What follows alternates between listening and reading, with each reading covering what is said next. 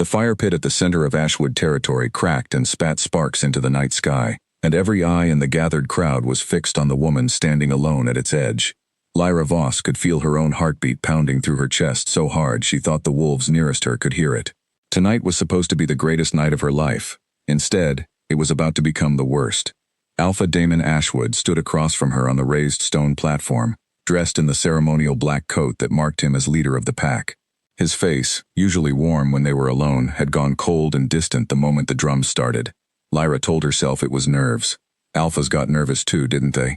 She held on to that thought like a rope over a cliff. The pack elders had gathered in a wide circle, their lanterns casting long shadows across the dirt. Children peeked out from behind their parents' legs, sensing that something important was happening, even if they didn't understand what. Lyra's own parents stood near the front, her mother's hands clasped so tightly together that her knuckles had turned white. Tonight, Damon's voice boomed across the clearing. The Ashwood pack completes its binding ceremony. A ripple of approval moved through the crowd. This was the moment every wolf in the pack had been waiting months for. Lyra straightened her shoulders and took a step forward, ready to walk to him, ready to have her hand joined with his in front of everyone who mattered to her. But Damon did not reach for her. Instead, he lifted a hand toward the crowd, and Lyra watched in confusion as a young woman she barely recognized stepped out from among the elders. The woman wore a deep green dress, her dark hair braided with silver thread, and she walked with the kind of confidence that came from knowing exactly what was about to happen. "I want to introduce Celine," Damon said, his voice steady, almost proud. "Daughter of Beta Corwin of the Thornfield pack." Lyra's stomach dropped. She looked from Damon to Celine and back again, waiting for someone to explain the joke, waiting for the moment when Damon would turn to her and say this was some strange part of the tradition she hadn't been told about. But no explanation came. Only silence, and then the terrible sound of Damon clearing his throat. "Lyra Voss has served this pack faithfully," he said, and there was something in the way he said her name that made it sound like a farewell rather than a greeting. But a leader must think of the future of his bloodline. Her wolf, though loyal, does not carry the strength this pack requires going forward. The words landed like physical blows. Lyra felt the blood rush from her face. Around her, she heard gasps, whispers, the shifting of feet as people who had known her since childhood suddenly did not know where to look. "Damon," she said, her voice small, barely audible over the crackling fire. "What are you saying?" He did not answer her directly. Instead, he turned to face the crowd fully, his back nearly to her now, as if she had already ceased to matter. "Tonight, I release Lyra Voss from any expectation of bonding with this pack's leadership. The position beside me will be filled by Celine of Thornfield." The clearing erupted into noise. Some voices rose in protest, others in stunned agreement, but all of it blurred together into a roar that Lyra could not separate into words. She felt her legs go weak beneath her. Every plan she had made, every quiet hope she had carried since she was young enough to dream about her future, crumbled in the space of a few sentences.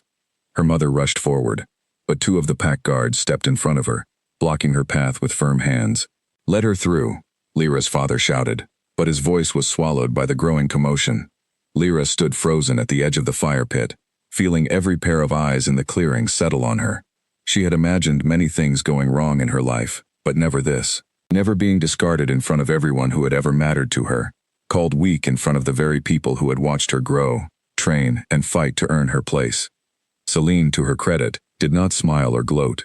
She simply stood beside Damon with her chin lifted, waiting for the ceremony to continue as though nothing unusual had happened at all. Something inside Lyra snapped, not with anger, not yet, but with a desperate need to disappear before the crowd's pity turned into something crueler. She turned and ran. She did not think about direction. She did not think about the fact that she was still wearing her ceremonial dress, the fine fabric catching on branches as she tore through the tree line at the edge of the gathering grounds. She only thought about getting away, putting distance between herself and the sound of her own name being spoken with disappointment. Behind her, she could hear Damon calling out, though whether he was calling her name or simply trying to restore order to the ceremony, she couldn't tell and didn't care. The forest swallowed her whole, dark and endless, and she welcomed it. She ran until her lungs burned and her legs ached, until the sounds of the pack gathering faded into nothing but the whisper of wind through the trees. When she finally stopped, she found herself in a part of the forest she did not recognize, far beyond the boundary markers of Ashwood territory. The moon hung low and bright above her, its light filtering down through the canopy in silver patches.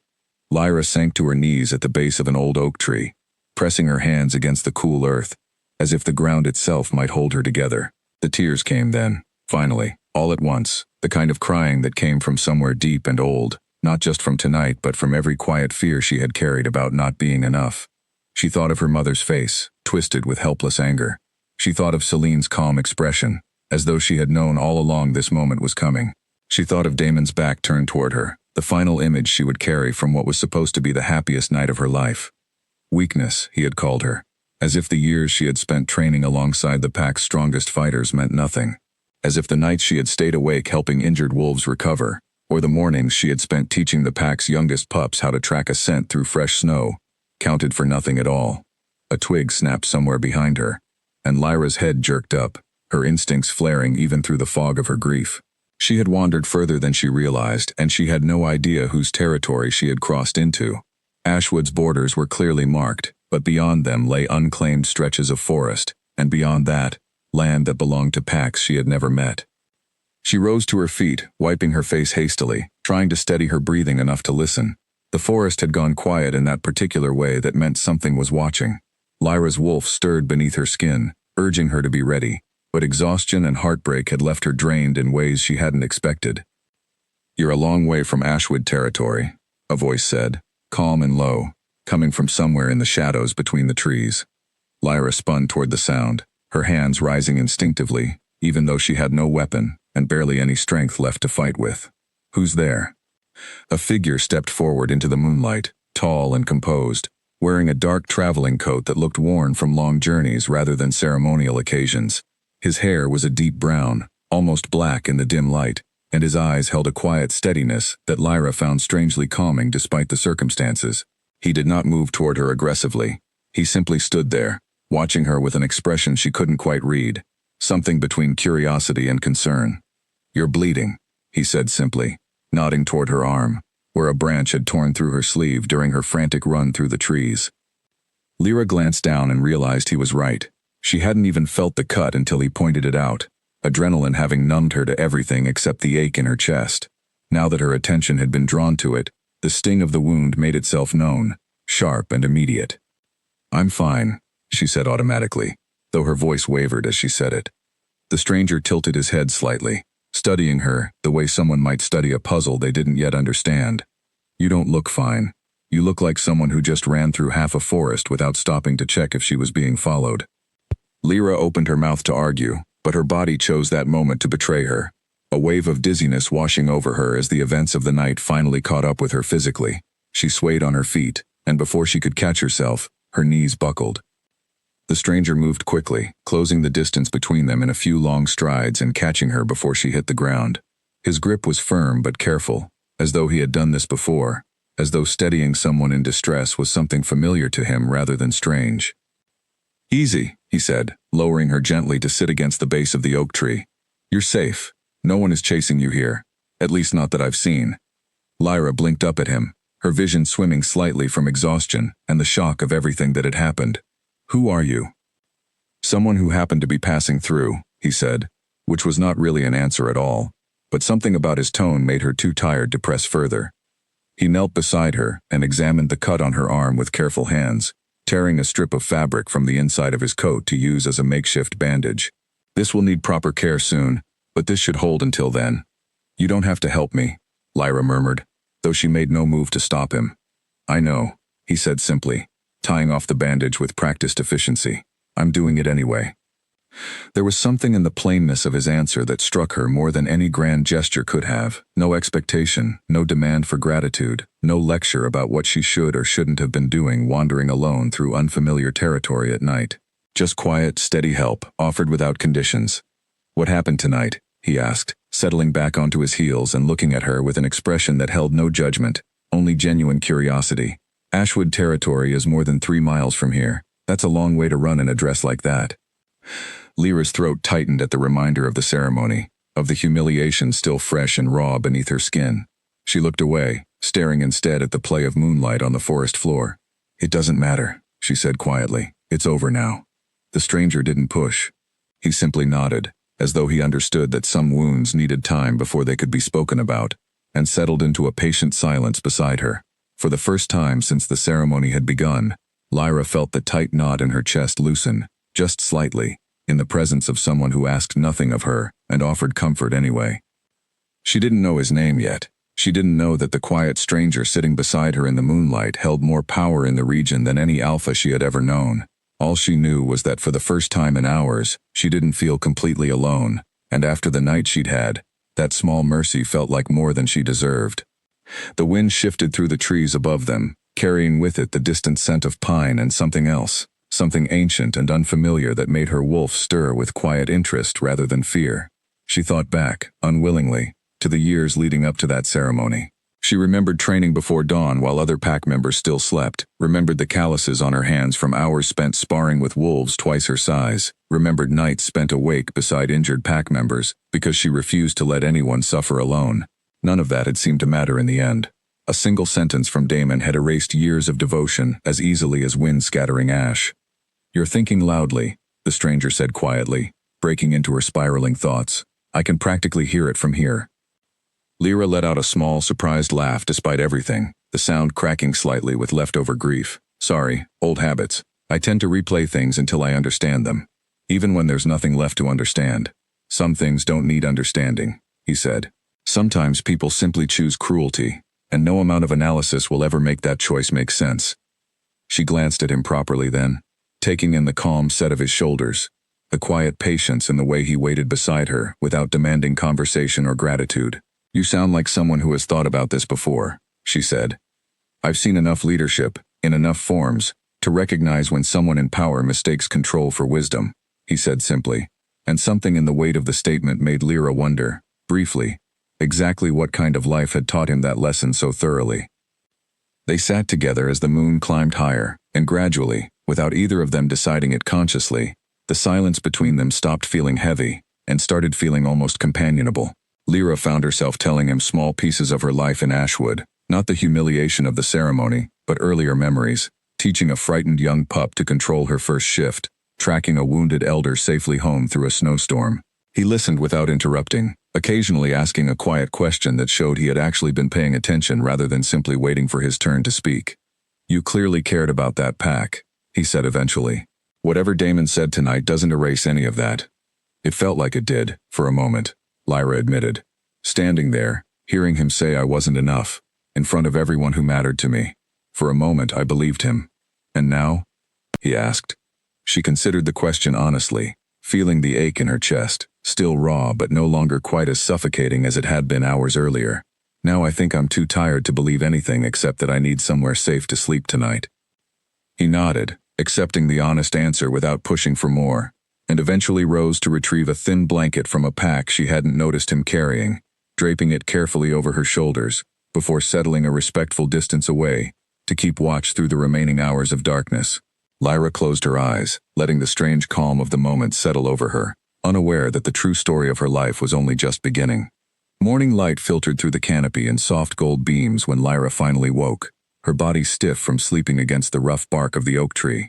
For a moment, she forgot where she was, forgot the events of the previous night, and simply enjoyed the quiet peace of birdsong overhead. Then memory rushed back in, sharp and unwelcome, and she sat up quickly, wincing at the pull of the bandage on her arm. The stranger was gone. Panic flickered through her chest before she noticed the small pile of items left beside her, arranged with careful precision. A canteen of fresh water, a folded cloak, thick enough to ward off the morning chill, a small pouch that, when she opened it, revealed dried meat and a handful of berries she recognized as safe to eat. There was no note, no explanation, just the quiet evidence that someone had thought of her needs before leaving. Lyra wrapped the cloak around her shoulders, grateful for its warmth against the cool morning air, and ate slowly while she tried to piece together her next move. Returning to Ashwood was out of the question. She could not imagine facing the pack again, could not imagine seeing Damon's face or Celine's calm confidence without feeling the humiliation crash over her all over again. But she had nowhere else to go, no family beyond the borders of Ashwood territory, no pack that would take in someone who had just been publicly rejected by her alpha. She was still turning these thoughts over in her mind when the sound of footsteps approaching made her tense, ready to run again if necessary. But it was the same stranger from the night before, returning through the trees with an ease that suggested he was entirely familiar with this stretch of forest. "You're awake," he said, his voice carrying the same calm steadiness she remembered from the darkness. In the daylight, she could see him more clearly now. He was younger than she had first assumed, though there was something ageless about the way he carried himself, an authority that seemed to come less from years and more from experience. His eyes were a deep gray, sharp and observant, and his expression remained carefully neutral, giving nothing away. "You left supplies," Lyra said, gesturing to the empty pouch beside her. "Thank you." "You needed them," he replied simply, as though the matter required no further discussion. He studied her for a moment, taking in the cloak wrapped around her shoulders, the healing cut on her arm, the exhaustion still lingering beneath her eyes despite the hours of sleep. "How is your arm?" "Better," she said, flexing it experimentally. The wound had already begun to close, wolf healing working its usual quiet magic. Still sore, but manageable. He nodded, seeming satisfied with her answer, and then fell silent for a long moment, watching her with an expression that suggested he was weighing something carefully in his mind. Lyra shifted under his gaze, suddenly self-conscious about her disheveled appearance, the torn dress beneath the borrowed cloak, the dirt still clinging to her skin from her frantic run through the forest the night before. "You still haven't told me your name," she said, partly to break the silence, and partly because the question had been nagging at her since she'd woken. "Kale," he said, after a brief pause, as though deciding whether the information was worth sharing. "And you're Lyra Voss, formerly of the Ashwood Pack." Her eyes widened in surprise. "How do you know my name?" "News travels fast among the packs, especially news of a binding ceremony that ends the way yours did," Kale said, his tone carefully neutral, though Lyra thought she detected something like disapproval flickering beneath the surface of his words. "Word reached my people before the sun rose this morning." Lyra's cheeks flushed with fresh embarrassment at the reminder that her humiliation was already spreading, likely twisted into gossip and speculation among packs she had never even met. "Then you know I have nowhere to go," she said quietly, more to herself than to him. "I know that Ashwood no longer has a claim on your loyalty," Kale said, his voice gaining a firmness that hadn't been there before, "which means you're free to choose your own path now, whether that feels like a gift or a curse at this particular moment." Lyra looked up at him, searching his face for some hint of what he was suggesting. "What do you mean?" Kale crouched down so that they were closer to eye level, his expression serious but not unkind. "I have territory of my own, further north of here. It's called Wintervale. My people would welcome someone with your training and discipline, and you would have protection there, a place to rebuild without the weight of what happened at Ashwood, following you at every turn." The offer hung in the air between them, and Lyra found herself hesitating, suspicion warring with the desperate need for somewhere safe to land. "Why would you offer that to a stranger you found in the woods?" she asked. "You don't know anything about me beyond what happened last night." "I know enough," Kale said simply. "I know you ran 3 miles through unfamiliar territory rather than staying to be paraded in front of a pack that had just discarded you. I know you thanked me for supplies most people would have simply expected without acknowledgement. Those things tell me more about character than any formal introduction could."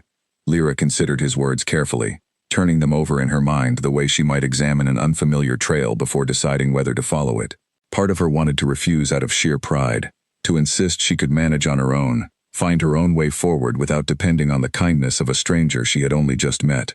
But the more practical part of her, the part that remembered the cold reality of having nowhere to sleep and no pack to call her own, recognized that pride was a luxury she couldn't currently afford. "Wintervale," she repeated slowly, testing the name. "I've heard of it. Some of the elders spoke of it as though it were more legend than real place." A faint smile touched the corner of Kale's mouth, the first genuine expression she had seen cross his face since they'd met. "Legends have a way of growing stranger with distance. Wintervale is real enough, I promise you, though I understand your hesitation. Trust isn't something that should be given lightly, especially not after what you experienced last night." His acknowledgement of her caution, rather than any attempt to dismiss it or rush her decision, settled something uneasy in Lyra's chest. She studied him for a long moment, weighing the steadiness in his gaze against the desperate uncertainty of her current situation. "If I come with you," she said slowly, "what would be expected of me?" "Nothing beyond what any member of my territory is expected to contribute," Kale said. "Honest work, loyalty to the community, respect for the boundaries we've established to keep everyone safe. Beyond that, you would be free to build whatever life you choose, or to turn." It sounded almost too simple, too generous given the circumstances, but something in his tone convinced her he wasn't exaggerating or hiding some hidden expectation beneath the surface of his offer. Lyra thought of her parents back in Ashwood, of the shame that would follow her if she returned even briefly to gather her belongings, of the impossible awkwardness of facing Damon and Celine again after everything that had happened. All right, she said finally, the words feeling strange in her mouth even as she spoke them. I'll come to Wintervale. Something shifted in Cale's expression at her answer, though it was subtle enough that Lyra couldn't quite name what she was seeing. Relief, perhaps, or simple satisfaction at having his offer accepted. He rose to his feet and extended a hand to help her up, and after a brief hesitation, she took it, allowing him to pull her upright. It's a full day's journey north, he said, releasing her hand once she was steady. We should leave now if we want to arrive before nightfall. Lyra nodded, gathering the empty canteen and pouch to return them to him, though he waved off the gesture, insisting she keep them for the journey ahead. As they set off together through the forest, moving in a direction Lyra had never traveled before, she found herself stealing glances at her unlikely companion, trying to understand what kind of man offered shelter to a stranger without any apparent expectation of return. They walked mostly in silence at first, the forest around them gradually changing character as they moved further from Ashwood territory. The trees grew taller and older here, their trunks wider than any Lyra had seen before, and the air carried a crispness that suggested they were climbing steadily toward higher ground. Occasionally, Cale would point out landmarks along the path, ancient rock formations or streams that marked the boundaries between different territories, speaking with the quiet authority of someone deeply familiar with every inch of the land they crossed. You know this forest well, Lyra observed during one such explanation, watching how effortlessly he navigated terrain that would have left her completely lost within an hour. I've walked these paths since I was young enough to be carried on someone else's shoulders, Cale said, a hint of nostalgia coloring his voice. This land has been part of my family's care for longer than anyone can properly remember. Something in the way he phrased it, his family's care rather than simply his family's territory, struck Lyra as unusual, though she couldn't quite place why. She filed the observation away, sensing there was more to her mysterious guide than he had revealed so far, but not wanting to press too hard when she was still a guest, depending entirely on his goodwill. As the sun climbed higher overhead, the forest began to thin, giving way to rolling hills dotted with wildflowers that swayed gently in the breeze. In the distance, Lyra caught her first glimpse of mountains, their peaks still capped with snow despite the warmth of the season, standing like silent guardians over whatever lay beyond them. Is that Wintervale? She asked, nodding toward the mountains. Close, Cale said. The valley sits just beyond the first ridge. You'll be able to see the settlement itself once we crest that hill ahead. Lyra felt a flutter of nervous anticipation at the thought of arriving somewhere entirely new, somewhere she would have to prove herself all over again among strangers who knew nothing of her history beyond whatever rumors had already traveled ahead of her. But beneath the nervousness, she also felt something she hadn't expected to feel so soon after the disaster of the previous night. A small, fragile flicker of hope. Whatever waited for her in Wintervale, it couldn't be worse than the humiliation she had already survived. And for the first time since Damon's rejection, Lyra allowed herself to wonder if perhaps being cast aside from Ashwood wasn't the ending of her story, but merely the beginning of something she hadn't yet imagined. They stopped briefly near a stream to refill the canteen, and Lyra took the opportunity to wash the last traces of dirt from her face and arms, the cold water bracing against her skin. Cale waited a respectful distance away, giving her privacy without making a show of it, and when she rejoined him on the path, he offered a small, approving nod, as though the simple act of tending to herself was evidence of resilience worth acknowledging. Can I ask you something? Lyra said as they resumed walking, the afternoon sun now warm against their backs. Of course. Why does a territory need supplies left for strangers in the woods? Do you often find people collapsed at your borders? Cale's mouth curved into something almost like amusement. Wintervale patrols its borders regularly, and it's become something of a practice to carry basic supplies for anyone we encounter who might need them, traveler or otherwise. The mountains are unforgiving to anyone unprepared, and my father always believed that kindness offered without conditions tends to return tenfold, even if you never see the direct result of it. That sounds like a good philosophy, Lyra said. It's easy to say and harder to practice consistently, Cale admitted. But I try. They talked more as the miles passed, Cale pointing out where the boundary stones marking different territories had shifted over generations, explaining how disputes between packs were typically resolved through the Wolf Council rather than open conflict, a system Lyra had heard mentioned in Ashwood but never fully understood. She found herself asking more questions than she expected, genuinely curious about a world beyond the pack she had spent her entire life within. Doesn't it get exhausting? She asked at one point, managing so many different territories and disputes. Some days, Cale admitted, but most days it feels less like managing and more like tending something that mostly takes care of itself. provided you remove the obstacles that keep people from thriving on their own. My role is smaller than most people assume. Mostly I listen, and I try to make fair decisions when fairness isn't obvious. By late afternoon, the terrain had grown steeper, the path winding upward through increasingly rocky ground as they approached the ridge Cale had mentioned earlier. Lyra's legs ached from the sustained climb, but she pushed through the discomfort, unwilling to admit weakness so soon after the very accusation that had upended her life. Cale, noticing her labored breathing, slowed his pace without comment, matching her stride rather than pressing ahead, a small consideration that she appreciated more than she let on. As they neared the top of the ridge, the wind picked up, carrying with it the scent of wood smoke and something green and alive that Lyra couldn't quite place. She quickened her steps despite her exhaustion, eager now to see what lay beyond, and when she finally crested the hill beside Cale, the valley spread out below them in the golden light of late afternoon. The crest of the hill revealed a valley unlike anything Lyra had ever seen. Wintervale spread out below them in a wide basin surrounded by mountains on nearly every side, its wooden buildings arranged in careful rows along streets that wound between them like the branches of some enormous tree. Smoke curled lazily from chimneys, and even from this distance, Lyra could hear the faint sounds of daily life drifting up toward them. Laughter, the clang of metal against metal from what must have been a blacksmith's workshop, the distant bark of dogs. "It's bigger than I expected," Lyra admitted, taking in the scale of the settlement below. "Wintervale has grown steadily over the years," Cale said, a note of quiet pride entering his voice. "We welcome those who arrive with honest intentions, regardless of where they came from before." As they descended the hill and made their way into the settlement proper, Lyra became increasingly aware of the glances directed their way.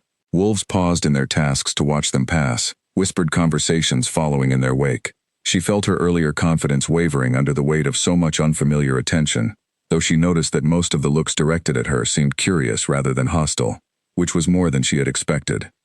Cale, for his part, seemed entirely unbothered by the attention, nodding to various people as they passed with a familiarity that suggested he knew every resident of Wintervale by name.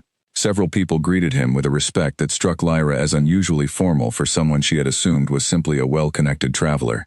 "They seem to know you well," she observed as they turned onto a wider avenue lined with larger buildings. "Everyone in Wintervale knows everyone else, more or less," Cale said, which wasn't quite an answer to the deeper question forming in Lyra's mind, but she let it pass for the moment, distracted by the sight of a grand structure ahead of them, built from pale stone rather than the wood that made up most of the surrounding buildings. Before she could ask about it, a woman emerged from the building's entrance, moving toward them with quick, purposeful strides. She had striking auburn hair pulled back in a tight braid, and sharp eyes that immediately fixed on Lyra with obvious curiosity, though her expression remained carefully composed. "Cale," the woman said, "you've been gone longer than expected. I was beginning to wonder if I needed to send someone looking for you." "I found something worth the delay," Cale replied, and Lyra felt her cheeks warm slightly at being referred to as something rather than someone, though she understood he likely meant no offense by it. The woman's gaze shifted fully to Lyra now, studying her with an intensity that felt almost like being evaluated for a job she hadn't applied for.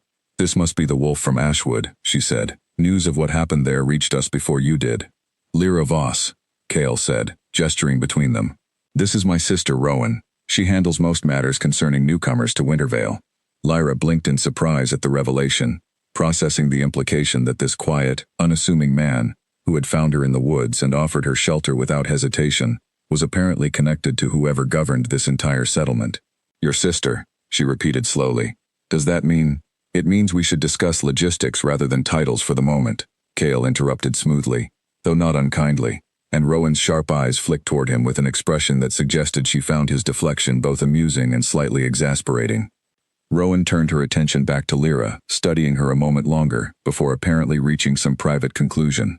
"You'll need proper lodging, clean clothes, and probably a hot meal before anything else. Come with me.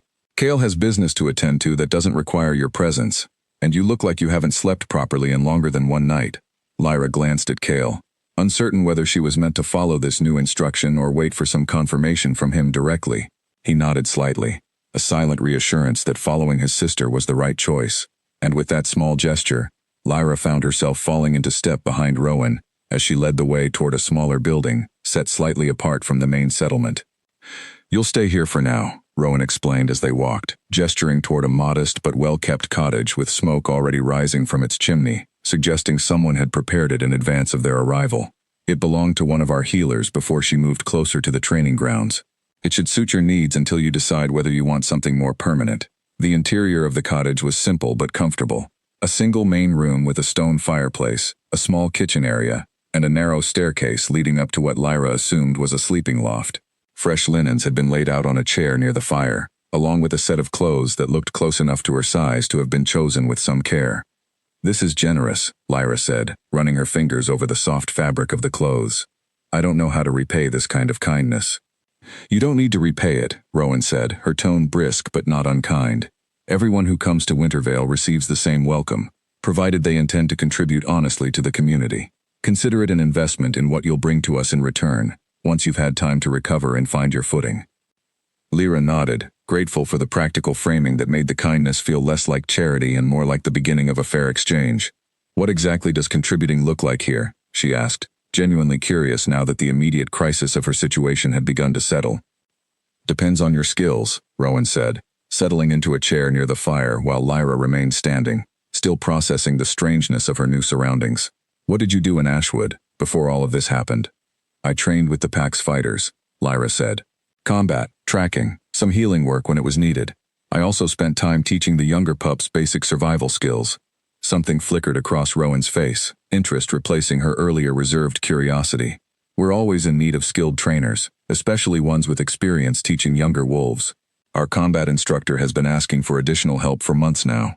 "I'd like that," Lyra said, surprised by how genuine the offer felt, how quickly a possible future was already forming in her mind, despite everything that had happened only a day earlier. Rowan studied her for a long moment, something contemplative in her expression. "You handled last night better than most would have," she said finally. "Being rejected publicly, in front of your entire pack, is not a small thing to walk away from with your composure intact." Lyra's throat tightened at the reminder, the humiliation still raw despite the distraction of her new surroundings. "I'm not sure composure is the right word for what I felt," she admitted quietly. "I ran because I couldn't stand to be looked at anymore, not because I was handling anything particularly well." "That's more honest than most people manage," Rowan said, something like approval entering her tone. "Pride makes people pretend they weren't affected by things that clearly wounded them deeply. I'd rather work with someone who acknowledges the wound than someone who insists on hiding it." The conversation shifted after that, Rowan explaining the basic structure of daily life in Wintervale, the rotation of duties among residents, the seasonal gatherings that brought the community together, the boundaries that kept them safe from the more volatile territories further south. Lyra listened carefully, grateful for the practical distraction from her own emotional exhaustion, and found herself gradually relaxing into the rhythm of her new surroundings. By the time Rowan finally rose to leave, promising to return in the morning to begin formal introductions with the training staff, the sun had begun its slow descent toward the mountain peaks, casting the cottage in warm amber light. Lyra found herself alone for the first time since the previous night's disaster, and the sudden quiet gave space for thoughts she had been holding at bay all day. She thought of her parents, wondering how they were faring after watching their daughter, humiliated and then vanish into the forest without explanation. She thought of Damon, wondering whether he felt any regret at all for the cruelty of his public rejection, or whether he had already moved forward with Celine as though nothing significant had happened. She thought too of Cale, and the strange kindness he had shown her without any apparent expectation of return, and the unanswered question of exactly what role he played in this settlement that seemed to revolve so clearly around his family's influence. As darkness settled fully over Wintervale, Lyra changed into the clean clothes left for her and settled by the fire, allowing herself, for the first time in longer than she could remember, to simply exist without the weight of expectation pressing down on her from every direction. Tomorrow would bring new challenges, new faces to learn, new routines to master in this unfamiliar place she now called home. But tonight, wrapped in warmth and safety she hadn't expected to find so soon after her world had fallen apart, Lyra allowed herself to breathe. Outside, somewhere beyond the cottage walls, she thought she heard the distant howl of a wolf carried on the evening wind, and something in the sound felt less like mourning and more like welcome. Sleep came easier than she expected, though her dreams that night were a jumbled mix of the fire pit ceremony and the quiet forest clearing where she had first met Cale, images blending together, until she could no longer tell which memories belonged to grief and which belonged to hope. She woke the next morning to a soft knock at her door and opened it to find a young woman about her own age, holding a basket of fresh bread and an expression of open curiosity. I'm Emma, the young woman said. Rowan asked me to show you around properly before your training begins this afternoon. I heard you arrived yesterday with the Wolf King himself. News travels fast here too, it seems, Lyra said, accepting the basket gratefully. Everything travels fast in a settlement this size, Emma said with a warm laugh. Come on, I'll show you where everything is. The bakery, the healer's quarters, the training grounds, all of it. It's easier to remember once you've walked it yourself rather than just being told. Lyra spent the following hour trailing behind Emma's energetic tour, gradually building a mental map of the settlement that had, until yesterday, existed only as rumor and legend in her mind. Emma chattered easily about life in Wintervale, mentioning in passing that she had arrived several years earlier from a smaller territory further west, after a dispute over grazing rights had left her family without a home. Nobody here cares much where you came from, Emma said as they paused near the edge of the training grounds, watching a group of younger wolves practice basic drills under Garrick's watchful supervision. What matters is what you do once you're here. That's the thing about Wintervale. It gives people a fair chance to start over, which isn't something every territory offers. The observation settled comfortably in Lyra's chest, a small reassurance that the path she had chosen, however uncertain it had felt in those first desperate hours after fleeing Ashwood, might genuinely offer the fresh start she so badly needed. As Emma continued the tour, pointing out the modest but well-tended gardens that supplied much of the settlement's food, the workshop where craftsmen repaired tools and built new furniture for arriving residents, Lyra found herself gradually relaxing into the rhythm of her new surroundings, the tight knot of anxiety in her chest loosening bit by bit with each new detail she absorbed. By the time she returned to her cottage that evening, exhausted but strangely content, she realized she had gone nearly an entire hour without thinking about Damon or the ceremony at all, a small victory that felt more significant than she would have expected only a day earlier. The weeks that followed settled into a rhythm Lyra had not expected to find so quickly after everything that had happened. Wintervale operated differently from Ashwood in ways both large and small, and she found herself adjusting not just to a new home, but to an entirely different way of understanding what it meant to belong somewhere. Her mornings began early, training alongside the settlement's combat instructor, a broad-shouldered man named Garrick, who had initially eyed her with the skepticism of someone who had heard rumors about her rejection and wasn't yet convinced they were undeserved. That skepticism faded quickly once she demonstrated her skills on the training grounds, her movements precise and disciplined in ways that spoke of years of dedicated practice rather than natural talent alone.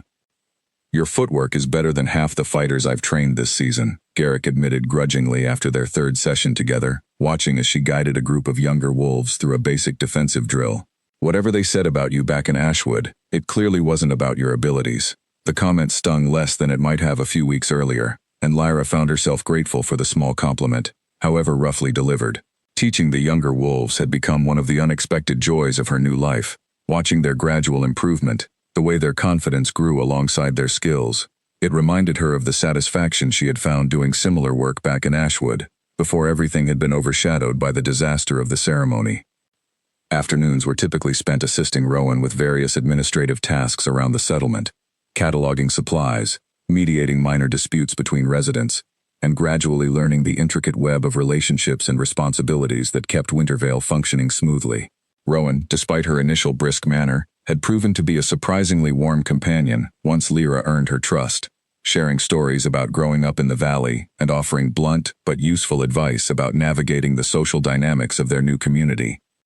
You've settled in faster than most newcomers, Rowan observed one afternoon as they worked through a stack of reports together in the main hall's administrative office. Some people take months before they stop looking over their shoulder, waiting for someone to tell them they don't belong here.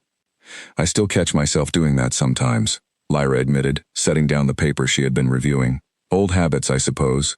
Understandable, given what you went through, Rowan said, her tone softening slightly. Damon Ashwood made a costly mistake that night, though I doubt he realizes it yet. Lyra glanced up, curious about the certainty in Rowan's voice. What do you mean? I mean that rejecting a capable, disciplined wolf in front of an entire pack, for reasons that sound more like excuse than explanation, tends to create instability, Rowan said, choosing her words carefully. Word travels between territories faster than most alphas would like to believe. Ashwood's reputation has already taken a hit because of how that ceremony unfolded. The information settled uneasily in Lyra's chest, a complicated mixture of vindication and worry for the pack she had grown up in, despite everything. She said nothing further on the matter, though the conversation lingered in her thoughts throughout the rest of the day. Cale, for his part, remained a somewhat elusive presence during those early weeks. Lyra saw him occasionally around the settlement, always engaged in some conversation with residents or reviewing reports alongside Rowan, but he maintained a careful distance from her that she found herself puzzling over more than she probably should have. He never sought her out directly, though whenever their paths crossed, he would pause to ask how her training was progressing, or whether the cottage was proving comfortable. Small gestures of continued interest that never quite crossed into anything more personal. It was during one such chance encounter, weeks into her time in Wintervale, that Lyra finally worked up the nerve to ask the question that had been building in her mind since her first day in the settlement. "You never told me exactly what your role is here," she said, catching him near the edge of the training grounds one evening as the sun began its slow descent behind the mountains.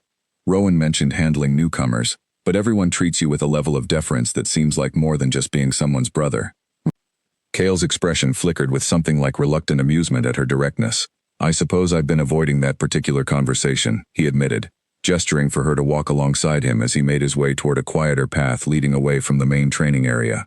"Though I imagine you've already guessed most of it by now." "I have theories," Lyra said carefully, "none of which I'm entirely confident about." "I govern this territory," Cale said simply, without the ceremony or grandeur she might have expected from such an admission. "Not just Wintervale, but the broader region encompassing several smaller settlements throughout these mountains. Some people refer to the position as the Wolf King, though I've never particularly cared for the title myself." Lyra stopped walking, staring at him with an expression somewhere between shock and disbelief. "You're the Wolf King," she repeated slowly, as though testing the words for some hidden meaning she might have missed. "The same Wolf King the elders back in Ashwood spoke of, like he was more legend than reality?" "Legends tend to exaggerate," Cale said, a faint smile touching his mouth. "I'm considerably less mysterious than the stories probably suggest. You found me collapsed in the forest and brought me back to your own territory without mentioning that you governed the entire region," Lyra said, still processing the revelation. "That seems like fairly significant information to withhold." "Would it have changed your decision to come with me?" Cale asked, his tone genuinely curious rather than defensive. Lyra considered the question honestly. "I don't know," she admitted. "Maybe I would have felt more pressure, more obligation, knowing I was accepting help from someone with that much authority, rather than just a stranger being kind." "That's precisely why I didn't mention it immediately," Cale said. "I wanted you to accept the offer because it made sense for your situation, not because you felt obligated by my position. Titles have a way of complicating simple kindness." The explanation made a certain sense, though Lyra still felt the weight of the revelation settling over her, reshaping her understanding of every interaction they'd had since that first night in the forest. The quiet, unassuming man who had bandaged her wound and offered supplies without expectation of return was, in fact, one of the most powerful figures in the entire region. "Does this change things?" Cale asked, watching her carefully, as though genuinely uncertain how she might respond to this new understanding of who he was. "I don't know yet," Lyra said honestly. "Give me some time to think it through." He nodded, respecting her request without pressing further, and they continued their walk in a silence that felt different now, weighted with new understanding neither of them quite knew how to navigate. As the path wound past a small clearing overlooking the valley below, Cale paused, gesturing toward the view spread out beneath them, Wintervale's lights beginning to flicker on as evening settled fully over the mountains. "This territory has been under my family's protection for generations," he said, his voice taking on a reflective quality Lyra hadn't heard from him before. "My father governed before me, and his mother before him. It's less a position of power, in my experience, and more a responsibility to ensure everyone under this protection has the chance to build a life worth living. That's a heavier burden than most people probably realize," Lyra said quietly, watching the way his expression grew momentarily distant as he considered his own words. "It can be," Cale admitted, "though watching someone rebuild after everything that was taken from them, the way you have these past few weeks, makes the wait feel considerably more worthwhile." Something in the sincerity of his words settled warmly in Lyra's chest, a feeling she hadn't quite allowed herself to name yet, though it lingered as they made their way back toward the settlement in the deepening dusk. Whatever complicated dynamics his true position introduced into their relationship, she found herself grateful, more than ever, that fate had led her to collapse in this particular stretch of forest, under the careful watch of a man who governed with quiet responsibility, rather than the careless authority she had witnessed from Damon. That night, lying awake in her cottage long after the fire had burned down to embers, Lyra found herself reflecting on how completely her circumstances had shifted in just a few short weeks. She had arrived in Wintervale broken and humiliated, uncertain of her place in a world that had so publicly declared her insufficient, Now, she found herself building genuine skills, forming real connections, and slowly rediscovering a sense of purpose she had feared was lost forever after that terrible night beside the fire pit. Whatever came next, whatever complications arose from Kale's true position within this territory, Lyra allowed herself to feel something she hadn't expected to feel again so soon: genuine hope for the life still waiting to be built ahead of her. The following days brought a subtle shift in how the residents of Wintervale treated her.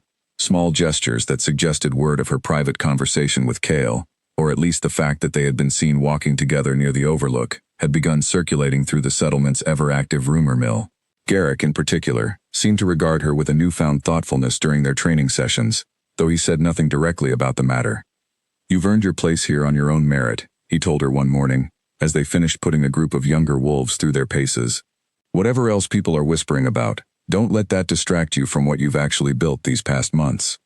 "I appreciate that," Lyra said, grateful for the plain, unadorned honesty that had become one of Garrick's most consistent qualities. "Though I'm not entirely sure what people are whispering. Best not to worry about it," Garrick said, though the small smile tugging at his mouth suggested he knew perfectly well what the gossip entailed. "Focus on the drill. Your students need your attention more than the rumor mill does." Lyra took his advice, throwing herself into her training duties with renewed focus over the following weeks, finding genuine satisfaction in watching her students' steady improvement. One young wolf in particular, a boy named Oliver who had struggled with confidence since arriving in Wintervale several months earlier following the loss of his family in a territorial conflict, began showing remarkable progress under her patient instruction. "You're a good teacher," Rowan observed one afternoon, watching from the sidelines as Lyra corrected Oliver's stance with gentle, encouraging guidance, "better than most people who've held that role here before you."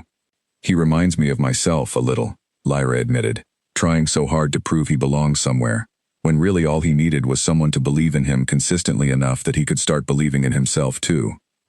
"That's a valuable thing to offer someone," Rowan said, something warm entering her typically brisk tone.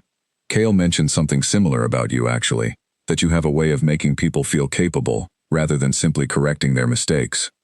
The comment lodged itself pleasantly in Lyra's chest, and she found herself thinking about it often over the following days, wondering exactly what conversations Kale and Rowan shared about her when she wasn't present, and what it meant that he had apparently noticed such a specific quality in her teaching style. Whatever careful distance he maintained during their direct interactions, it was becoming increasingly clear that his attention toward her ran deeper than simple curiosity about a newcomer to his territory. The messenger arrived on a gray morning, 3 months after Lyra had first set foot in Wintervale, riding a horse lathered with sweat from what must have been a hard journey through the mountains.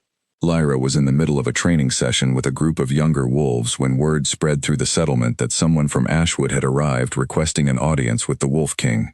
Her stomach twisted into knots at the news, old anxieties resurfacing with an intensity she hadn't felt in weeks. She dismissed her students early, unable to focus properly on the drill they had been practicing, and made her way toward the main hall where Rowan found her lingering nervously near the entrance. "You don't have to be present for this," Rowan said, reading the tension in Lyra's posture immediately. "Kale can handle whatever Ashwood wants without your involvement." "I need to know what they're saying," Lyra said, unable to shake the feeling that whatever message this writer carried would somehow reach back into the life she had worked so hard to rebuild and unsettle it all over again. Rowan studied her for a long moment before nodding, leading her toward a side entrance that offered a partial view into the main hall without announcing her presence directly. Inside, Kale sat in a simple wooden chair, more functional than ceremonial, listening as the messenger, a young man Lyra vaguely recognized from her years in Ashwood, delivered his message with visible nervousness. "Alpha Daemon sends his regards," the messenger began, his voice carrying clearly across the mostly empty hall, "and requests the return of Lyra Voss to Ashwood territory. He wishes to clarify that recent events were misunderstood, and that her position within the pack remains available should she choose to return." Lyra felt her blood run cold at the words, old humiliation, and fresh anger warring within her chest. Misunderstood, as if being publicly rejected in front of her entire pack was simply a matter of poor communication, rather than a deliberate, cruel decision made in front of hundreds of witnesses. Kale's expression remained carefully neutral as he listened, though Lyra noticed a slight tightening around his eyes that suggested the message had not landed well with him either.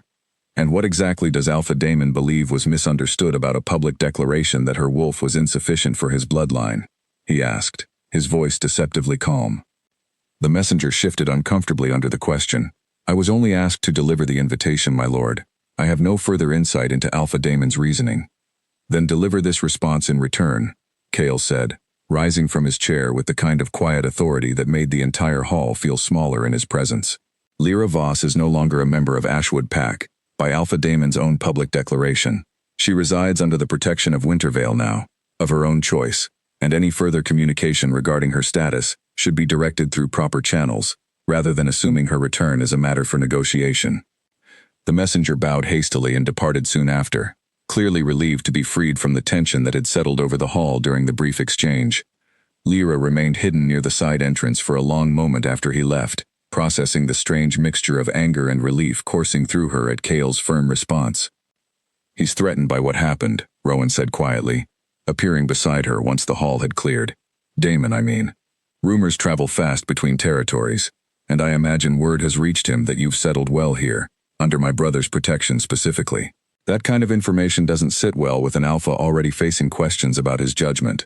What questions? Lyra asked, curious despite herself. The kind that arise when a pack's leadership makes decisions that seem more impulsive than wise, Rowan said carefully. I've heard whispers that Celine's own family has grown concerned about the wisdom of the match, given how publicly and cruelly the previous arrangement was dissolved. If Damon treated a loyal, disciplined wolf that way, what guarantee do they have that Celine won't face similar treatment eventually? The observation gave Lyra pause, an uncomfortable mixture of vindication and worry settling in her chest. She had spent weeks trying not to think about Ashwood at all, focusing instead on the new life she was building in Wintervale, but the messenger's visit had cracked open old wounds she thought had begun to heal. Later that evening, Cale found her sitting alone near the edge of the training grounds, staring out at the darkening horizon with an expression that clearly troubled her. He settled beside her without asking permission, close enough to offer quiet support but far enough to respect whatever space she needed. I'm sorry that visit stirred up memories you'd rather leave behind, he said after a long silence. It's not your fault, Lyra said, though her voice carried more tension than she intended. I just thought I had moved past all of it. The ceremony, the humiliation, all of it. And then one messenger shows up, and suddenly it feels like no time has passed at all. Healing isn't always a straight path, Cale said gently. Sometimes old wounds ache again, even after you thought they had closed completely. That doesn't mean the progress you've made isn't real. Lyra glanced at him, something in his understanding tone loosening the tight knot of anxiety in her chest slightly. Why did you respond to Damon the way you did? She asked. You could have simply forwarded the message and let me decide how to respond myself. Because the request wasn't really about you making a choice, Cale said, his voice hardening slightly. It was about Damon trying to reassert control over a situation he no longer has any authority in. He rejected you publicly and permanently. He doesn't get to reconsider that decision the moment it becomes politically inconvenient for him. The protectiveness in his tone struck Lyra more deeply than she expected, a warmth spreading through her chest that had nothing to do with anger at Damon, and everything to do with the quiet fierceness in Cale's defense of her. She studied his profile in the fading evening light, noting the tension still visible in his jaw, as though the messenger's visit had genuinely angered him on her behalf. Thank you, she said softly, for not simply staying neutral in this. Neutrality isn't always the right choice, Cale said, turning to meet her gaze fully, especially not when someone I care about is involved. The words hung between them for a long moment, weighted with an implication neither of them had quite acknowledged directly before now. Lyra felt her breath catch slightly, uncertain how to respond to the quiet admission, though something in her chest recognized the truth of what he'd said even before her mind fully processed it. I should get some rest, she said finally, though she made no immediate move to leave, still caught in the strange, charged silence that had settled between them. Of course, Cale said, rising to his feet and offering a hand to help her up, a gesture that had become familiar over the months of their acquaintance, though it carried new weight now given everything that had just passed between them. For what it's worth, Lyra, Damon's opinion of your worth never held any truth to begin with. Whatever measure he judged you by, it was flawed from the start. She held onto his hand a moment longer than strictly necessary before releasing it, offering him a small, grateful smile, before making her way back toward her cottage through the cool evening air. As she walked, she found herself replaying his words, both the fierce defense against Damon's presumption and the quiet admission of caring that had followed it, turning them over in her mind like precious stones she wasn't quite ready to examine too closely just yet. Whatever Damon's motivations for reaching out, whatever political troubles were brewing back in Ashwood as a result of his rash decision months earlier, Lyra found herself grateful, more than she expected, for the quiet strength of the man who had so firmly refused to let old wounds be reopened without a fight on her behalf. The following morning, Lyra woke earlier than usual, unable to shake the restless energy that had settled over her since the messenger's visit.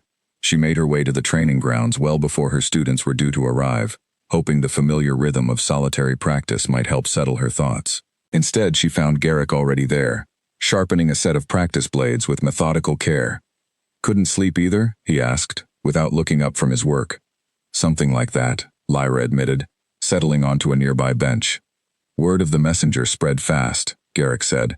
"Most of us assumed something like this might happen eventually.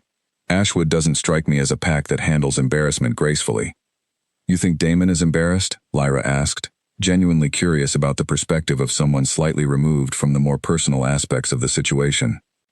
"I think a leader who publicly discards a valuable member of his pack, only to watch her thrive somewhere else under the protection of someone considerably more powerful than himself, has every reason to feel threatened," Garrick said, setting down the blade he had been working on.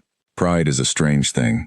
It makes people do foolish things trying to protect it, long after the moment for genuine wisdom has already passed." Lyra considered his words carefully, recognizing the truth in them even as old anger simmered beneath the surface of her composure. "I keep thinking I should feel nothing about Ashwood anymore," she said quietly, "that I've moved past it enough that a single messenger shouldn't unsettle me this much." "Healing isn't about feeling nothing," Garrick said, with more gentleness than his usual gruff demeanor typically allowed. "It's about feeling the old pain without it controlling your choices anymore. You handled that messenger's visit exactly the way you needed to, from what I heard. That's what matters, not whether the memory still stings a little." His words settled something anxious in her chest, and she found herself grateful for his blunt but genuinely comforting perspective as her students began arriving for the day's training session, gradually pulling her attention away from Ashwood and back toward the steady, purposeful rhythm of her new life in Wintervale. Later that same week, a second, quieter development caught Lyra by surprise. A letter arrived, not from Damon or any official channel, but from her own mother, smuggled north through a trader who occasionally passed between territories. The handwriting was familiar and dear, and Lyra's hands trembled slightly as she broke the simple wax seal. Her mother wrote of missing her deeply, of the quiet anger that had settled over their household since the ceremony, of her father's continued frustration with Damon's leadership that he dared not voice too loudly within Ashwood's borders. She wrote, too, of pride, careful and understated, at hearing that Lyra had found safety and purpose in Wintervale, and a gentle hope that someday, when circumstances allowed, they might see each other again.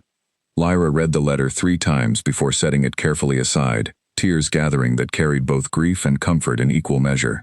She had not realized how much she missed her parents until their voice reached her again through her mother's careful words, a reminder that whatever distance now separated her from Ashwood, some bonds remained unbroken regardless of pack politics or public ceremonies. She showed the letter to Cale that evening, and he read it with careful attention, his expression softening as he reached the closing lines. "You should write back," he said gently. "There's no reason your parents need to remain estranged from you simply because of Damon's decisions. Wintervale would welcome them, should they ever wish to visit." The offer, extended so easily and without hesitation, reminded Lyra once again of the fundamental difference between the life she had lost and the one she was building now, a life defined by genuine generosity rather than conditional acceptance. She spent that night composing a careful response to her mother, filled with reassurance and quiet hope, sealing it the following morning to be carried back south by the same trusted trader. Something shifted between them after the messenger's visit, a subtle but undeniable change that neither Lyra nor Cale acknowledged directly, though both seemed aware of it in the way they began seeking each other out more deliberately in the weeks that followed. What had once been chance encounters around the settlement gradually became something closer to habit, shared evening walks along the quiet paths overlooking the valley, conversations that stretched long into the night over simple meals shared in the main hall after most residents had already retired for the evening. "You never talk about your mother," Lyra observed one evening, as they sat together near the fire in the main hall, the settlement quiet around them save for the occasional crackle of burning wood. "Rowan mentions your father sometimes, and I know you both governed here before you, but never her." Cale's expression shifted subtly at the question, something guarded entering his eyes before he answered. "She passed when I was young," he said quietly. "An illness that our healers couldn't cure, despite their best efforts. Rowan barely remembers her at all." "I'm sorry," Lyra said, reaching out instinctively to touch his hand where it rested on the table between them. That must have been difficult, losing her so young and then eventually taking on this responsibility without her guidance. My father managed well enough, Cale said, though something in his tone suggested the loss still carried weight even after all these years, though I think part of why I've never taken a mate has to do with watching him struggle after she was gone. He never quite recovered from that loss, not fully. I used to wonder if it was worth risking that kind of pain. The admission struck Lyra with unexpected force, revealing a vulnerability in Cale she hadn't glimpsed before, beneath the calm authority he typically carried. "You've never bonded with anyone?" she asked carefully. "Not once, despite your position?" "Many have been suggested over the years," Cale said, a faint, wry smile touching his mouth. "Various alliances that would have made political sense, arrangements that other leaders assumed I would eventually accept out of obligation, rather than genuine connection. I always found reasons to delay, to postpone, until eventually people stopped suggesting it altogether." "Why?" Lyra asked, genuinely curious now. Cale considered the question for a long moment before answering. "Because I watched my father bond out of love, watched him lose that bond to illness, and it broke something in him that never fully healed. I convinced myself for years that avoiding the bond entirely was safer than risking that kind of loss." "And now?"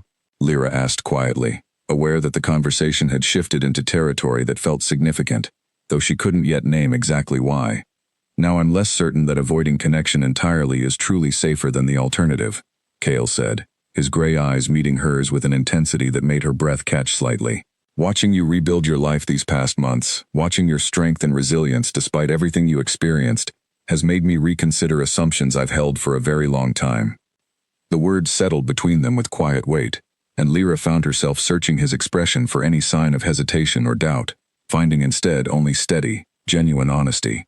"I never expected to feel anything like this again," she admitted softly. "Not after everything with Damon. I assumed that part of my heart had simply closed itself off." "And has it?" Cale asked, his voice barely above a whisper now, as though afraid too much volume might shatter the fragile intimacy of the moment. "I don't think so," Lyra said, surprising herself with the honesty of her answer. "Not anymore, at least." They sat together in comfortable silence after that, neither rushing to define exactly what was building between them, content instead to simply exist in each other's company, as the fire burned low, and the settlement settled fully into nighttime quiet around them. It was in these quiet moments, Lyra realized, that she had come to understand Cale most clearly, not through grand gestures or ceremonial displays of authority, but through small, genuine kindnesses and honest conversations that revealed the thoughtful, careful nature beneath his composed exterior. Over the following weeks, Lyra began noticing changes within herself that she couldn't entirely explain through ordinary means. Her wolf, typically calm and steady, seemed to stir with unusual restlessness whenever Cale was nearby, a subtle awareness that felt different from anything she had experienced during her years with Damon. She mentioned this observation carefully to Rowan one afternoon, uncertain how to interpret the sensation. "That sounds like recognition," Rowan said, setting down the report she had been reviewing to give Lyra her full attention. "Wolves have ways of sensing potential bonds long before the conscious mind catches up to what's happening. It doesn't happen with everyone, not even most people we meet throughout our lives. But Cale has never bonded with anyone," Lyra said, echoing what he had told her. "Doesn't that suggest his wolf has never recognized anyone that way either?" "Perhaps he simply never allowed himself to notice, given everything he shared with you about our father," Rowan said carefully, and Lyra realized with some surprise that Rowan already knew about the conversation, that Cale must have confided in his sister about the growing connection between them. "My brother has spent years convincing himself that avoiding connection was wisdom rather than fear. It wouldn't surprise me if his wolf has been recognizing something for longer than he's been willing to acknowledge consciously." The observation lingered in Lyra's mind throughout the following days, adding new weight to every interaction she shared with Cale, every glance exchanged across the training grounds, every quiet conversation shared over evening meals. She found herself paying closer attention to her own reactions, the warmth that spread through her chest whenever he sought her out, the strange calm that settled over her wolf whenever he was near, sensations that felt entirely different from the polite, dutiful affection she had once believed she felt for Damon. It was during a routine trip to survey the northern boundary of Wintervale's territory, several weeks after their conversation by the fire, that the growing connection between them finally found undeniable expression. They had traveled together to assess reports of unusual activity near the border, a task that required both their skills, Cale's authority, and Lyra's tracking abilities combining efficiently as they moved through unfamiliar terrain.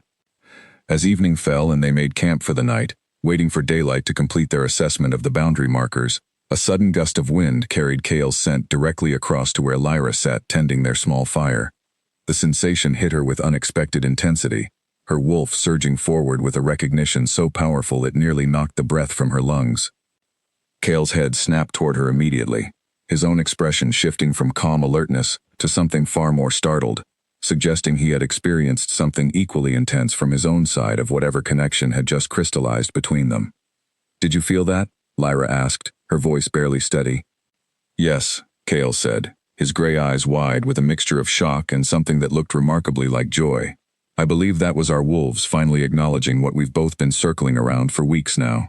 Lyra's heart pounded as the full weight of the moment settled over her, understanding blooming slowly into certainty. The bond that had eluded Cale for years, that she had assumed was permanently closed off after Damon's rejection, had apparently been building quietly between them all along, waiting only for the right moment to fully awaken. "What does this mean?" she asked, though some part of her already understood the answer, even as she waited for him to confirm it aloud. "It means," Cale said, rising to cross the small distance between them, kneeling beside her with an expression of quiet wonder that she had never seen him wear before, that fate apparently had different plans for both of us than either of us realized, plans that led you directly to that forest clearing on the worst night of your life, for reasons far more significant than simple chance. Lyra reached out, her hand finding his in the flickering firelight, and for the first time since the disaster of the Ashwood ceremony, she felt something settle fully and completely into place within her chest, a sense of belonging that felt entirely different from anything she had experienced before, built not on obligation or expectation, but on genuine recognition and choice. They remained by the fire long after the initial shock of the bond's awakening had settled into something quieter and steadier, talking in low voices about what this meant for both of them, careful not to rush toward conclusions neither felt entirely ready to name aloud just yet. "I need you to know," Cale said eventually, his voice serious despite the warmth still lingering in his eyes, "that I won't pressure you into anything before you're ready. A bond awakening doesn't obligate you to anything you don't genuinely choose." "I know," Lyra said softly, "though I don't think I need time to know what I want here, Cale. I've spent months watching you lead with patience and fairness, months of quiet kindness that never once asked for anything in return. This isn't a decision I'm rushing into blindly." "Even so," Cale said, "take whatever time you need. I've waited this long without even realizing what I was waiting for. I can wait a little longer if that's what you require." His patience, offered so freely even now, only deepened the certainty settling in her chest. They sat together until the fire burned low, the mountain air growing cooler around them, and when Lyra finally leaned her head against his shoulder, neither of them spoke, content simply to exist together in the quiet aftermath of a moment that had reshaped both their futures. The following weeks brought their own quiet joys, small moments of discovery as they learned to navigate the new dimension of their relationship. Rowan, upon hearing the news, had embraced Lyra with unrestrained enthusiasm, admitting she had suspected the bond was forming weeks before either of them had fully acknowledged it themselves. "I've watched my brother avoid this for years," she said, her eyes bright with genuine happiness. "I'm glad he finally stopped running from something worth having." Word spread gradually through Wintervale, greeted mostly with warm acceptance from residents who had come to know and respect Lyra during her months of dedicated service to the settlement. A few curious glances followed her through the streets in the days after the news became public, but nothing resembling the cruel judgment she had once feared might follow her wherever she went. Instead, she found herself met with genuine well-wishes, small gifts left at her cottage door, and a warmth that made her increasingly confident she had found not just safety in Wintervale, but a true home. News from Ashwood arrived faster than either of them expected, carried by a trader passing through Wintervale barely a week after the bond had awakened between Lyra and Cale. The pack, it seemed, had grown increasingly unstable in the months since the disastrous ceremony, whispers of dissatisfaction among the ranks growing louder, as Damon's leadership decisions became more erratic and unpredictable. Rowan brought the news to them directly, finding Lyra and Cale together in the small garden behind the main hall, where they had taken to spending quiet mornings before the day's responsibilities began in earnest. "Several senior members of Ashwood have reportedly requested a formal review of Damon's leadership," Rowan said without preamble, her expression serious. "There are accusations of mistreatment toward lower-ranked pack members, patterns of behavior that apparently extend well beyond what happened at your ceremony." Lyra felt a chill settle over her at the revelation, old memories resurfacing of subtle unfairness she had witnessed during her years in Ashwood. but had never fully processed as part of a larger, troubling pattern. "What kind of mistreatment?" she asked carefully. "Reports of favoritism affecting resource distribution, harsh punishments for minor infractions among those without strong family connections within the pack, decisions made without proper consultation of the pack council," Rowan said. "Apparently your public rejection was simply the most visible example of behavior that had been building for some time." Cale's expression had grown increasingly troubled throughout the explanation, his hand finding Lyra's beneath the table, as though offering silent support for whatever difficult emotions this news might stir. "Why is this being brought to our attention specifically?" he asked. "Ashwood's internal governance isn't typically Wintervale's concern, because several senior members have requested Wintervale's involvement in mediating the dispute," Rowan said. "Given our territory's reputation for fair governance, and given that you already have direct knowledge of at least one incident of Damon's questionable judgment through Lyra's own experience." The implication hung heavily in the air, and Lyra felt her stomach tighten with unwelcome anticipation of what such involvement might require of her. "They want me to testify," she said slowly, understanding dawning even before Rowan confirmed it. "They've requested it, yes," Rowan said gently, "though obviously that decision remains entirely yours to make. No one can compel you to relive that night publicly if you're not prepared for it." Lyra sat in silence for a long moment, processing the weight of what was being asked of her. She had spent months building a new life in Wintervale, carefully constructing distance between herself and the humiliation of that terrible ceremony. The thought of revisiting those memories publicly, of standing before pack representatives and recounting exactly what Damon had said and done, filled her with a dread she hadn't expected to feel again so strongly. What would happen to Ashwood if the review found against Damon? She asked, turning to Cale for clarity on the political implications she didn't fully understand. Depending on the severity of the findings, he could face formal censure, restrictions on his authority, or in extreme cases, removal from leadership entirely. Cale explained carefully. Pack councils don't typically move toward removal lightly, but patterns of mistreatment, if properly documented and confirmed, carry serious weight in these proceedings. Lyra considered the implications carefully, weighing her own reluctance against the possibility that her testimony might help protect other pack members from the kind of casual cruelty she had experienced firsthand. She thought of the younger wolves she had once taught in Ashwood, wondering if any of them had faced similar unfair treatment that had simply never been publicly acknowledged the way her own humiliation had. "I'll do it," she said finally, surprising herself with the steadiness of her own voice. "If my experience can help ensure fairer treatment for others still in that pack, then reliving it publicly seems like a reasonable price to pay."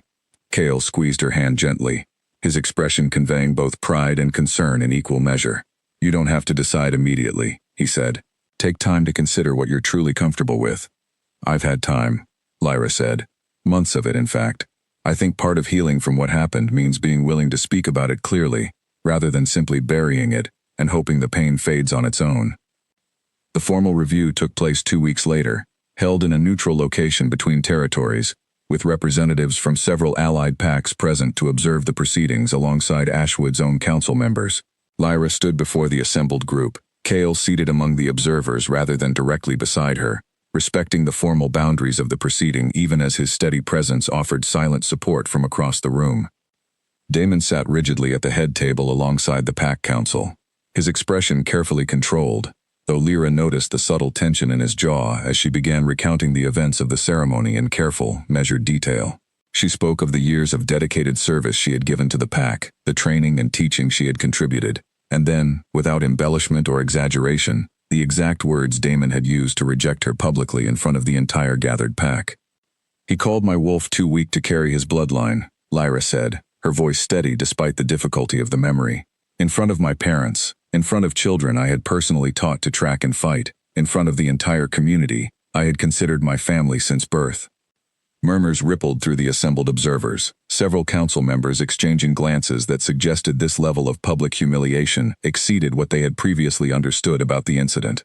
Damon shifted uncomfortably in his seat but said nothing, apparently having been advised by whoever counseled him not to interrupt formal testimony. Other witnesses followed Lyra's account, several lower-ranked pack members describing patterns of unfair treatment they had experienced or witnessed under Damon's leadership, incidents of harsh punishment for minor mistakes, favoritism shown toward those with stronger family connections, decisions made unilaterally, without proper consultation of the pack council as tradition required. By the time the formal proceedings concluded, the pattern that emerged painted a troubling picture of leadership, more concerned with personal preference than fair, consistent governance. Damon was finally given the opportunity to respond to the accusations, and he rose slowly, his composure noticeably shaken by the accumulated weight of testimony against him. "I acknowledge that my handling of certain matters, including the ceremony in question, could have been managed with greater consideration for those affected," he said, his voice tight with what might have been genuine regret, or simply the recognition that his position was becoming increasingly untenable. "However, I maintain that my decisions regarding PAC leadership have always been made with the PAC's best interests in mind, even if the execution of those decisions was sometimes lacking in proper sensitivity." The response, careful and measured as it was, failed to address the substance of the accusations directly, and Lyra could see from the expressions of the council members that his partial acknowledgement had done little to repair the damage done by the accumulated testimony. The proceedings adjourned with the council promising a formal ruling within 2 weeks, time needed to properly weigh the evidence presented and determine appropriate consequences, if any were warranted. As the gathering dispersed, Lyra found herself intercepted briefly by Damon, who approached with visible hesitation, clearly uncertain of his welcome given everything that had just transpired. "Lyra," he said quietly, "I wanted to say that I never intended for things to unfold the way they did that night." "You said what you said, in front of everyone who mattered to me," Lyra replied, her voice steady despite the old ache his presence still stirred within her. "Intentions matter less than actions, Damon. That's a lesson I imagine you're only beginning to fully understand now." He seemed to have no response to that, and after a moment of awkward silence, he nodded once and turned away, leaving Lyra standing alone with the strange, complicated relief of having finally spoken her full truth in a setting that mattered, in front of people whose opinions carried real weight for the future of the PAC she had once called home. Cale found her moments later, his expression warm with quiet pride, as he took her hand gently in his. "You handled that with more grace than most people could have managed," he said softly. "I just told the truth," Lyra said, though she allowed herself to lean slightly into his steady presence, grateful beyond words for his support throughout the difficult proceedings. "Whatever happens with the council's decision, at least now the truth is finally part of the official record, rather than just whispered rumors and second-hand accounts." Together they made their way back toward the carriages waiting to return them to Wintervale, and Lyra felt, for the first time since that terrible night beside the fire pit, that she had finally reclaimed some measure of control over her own story, rather than simply being defined by the humiliation Damon had inflicted upon her. During the journey home, Lyra found herself reflecting on the faces of the lower-ranked PAC members who had testified alongside her, wolves she barely recognized from her years in Ashwood, people whose struggles had existed quietly alongside her own, without her fully realizing the scope of what they had endured. One young woman, barely out of her teenage years, had described being denied proper medical care after an injury sustained during a routine patrol, simply because her family lacked the connections needed to secure priority treatment from the PAC's limited healers. "I never knew that was happening," Lyra said quietly to Cale as their carriage wound through the darkening hills toward Wintervale.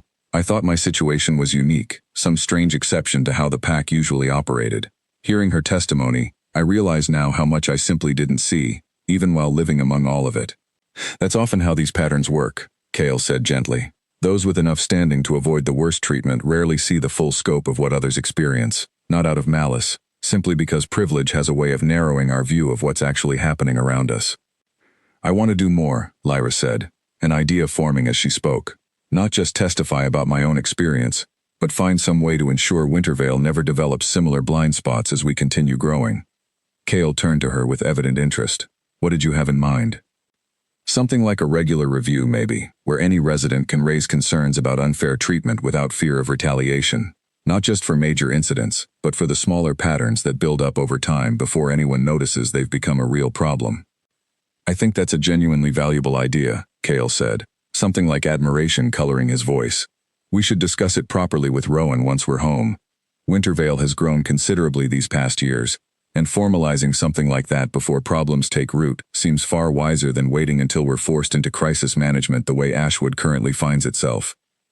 The conversation continued for much of the remaining journey, Lyra sketching out rough ideas for how such a system might function, Cale offering practical considerations based on his years governing the broader territory.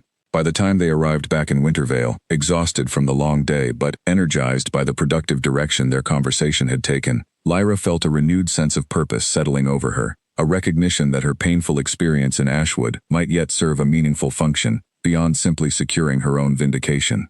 The council's ruling arrived exactly 2 weeks after the formal review, delivered by messenger to both Wintervale and Ashwood simultaneously, ensuring neither party could claim the decision had been communicated unfairly.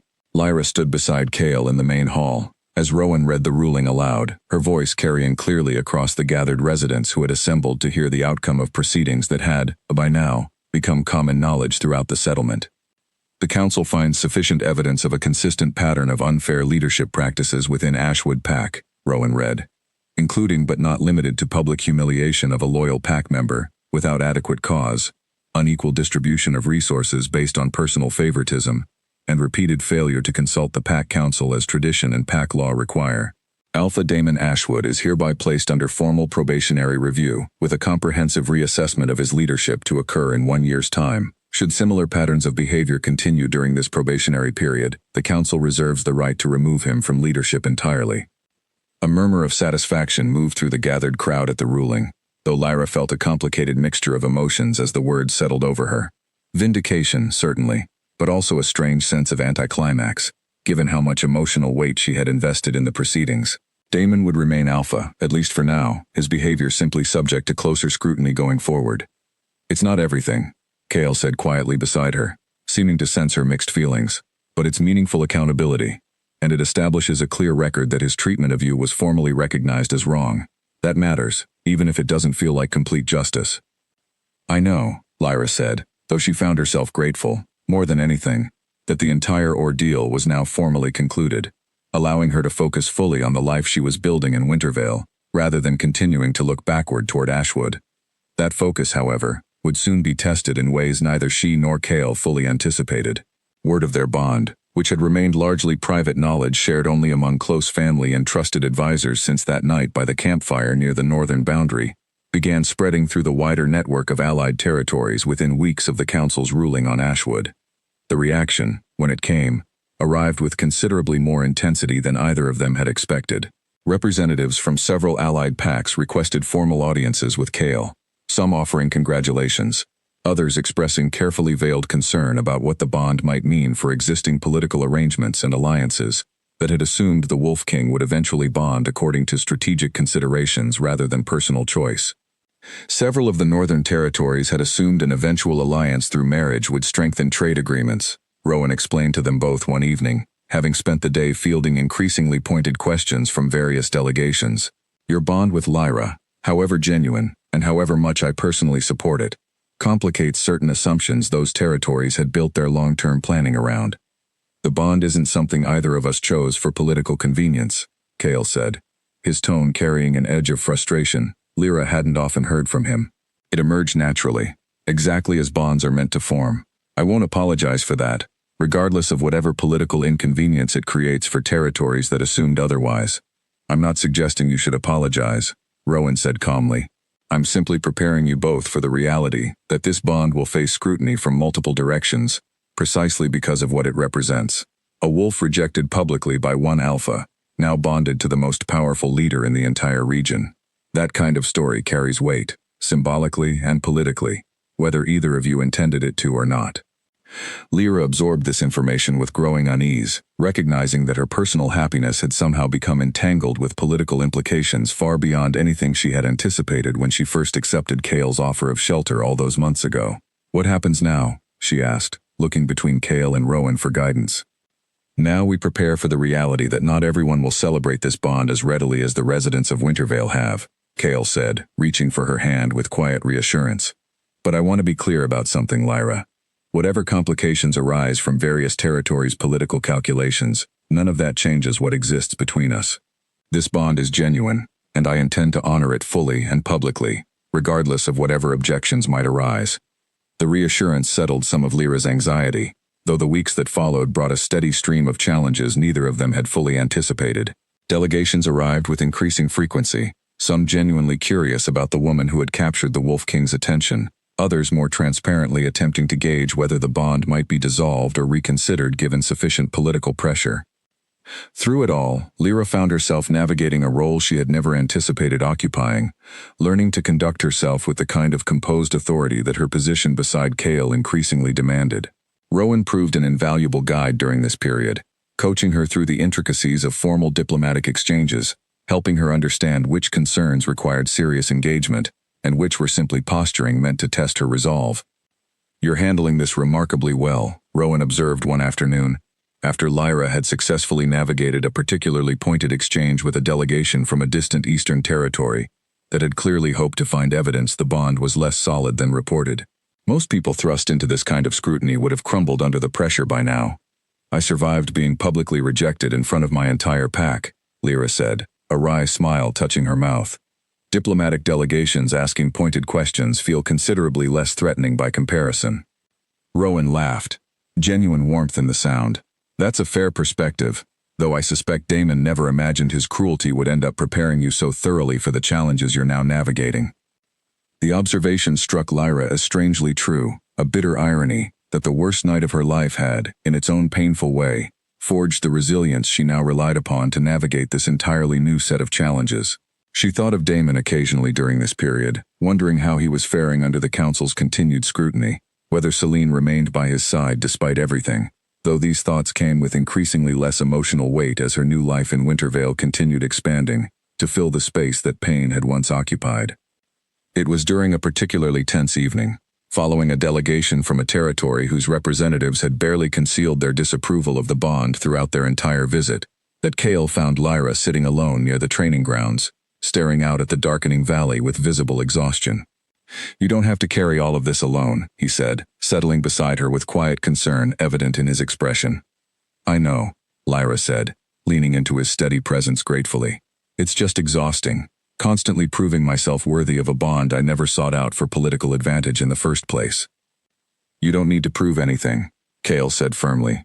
"Not to delegations concerned about their trade agreements, not to territories anxious about strategic alliances, and certainly not to anyone still clinging to outdated assumptions about what our bond should have looked like.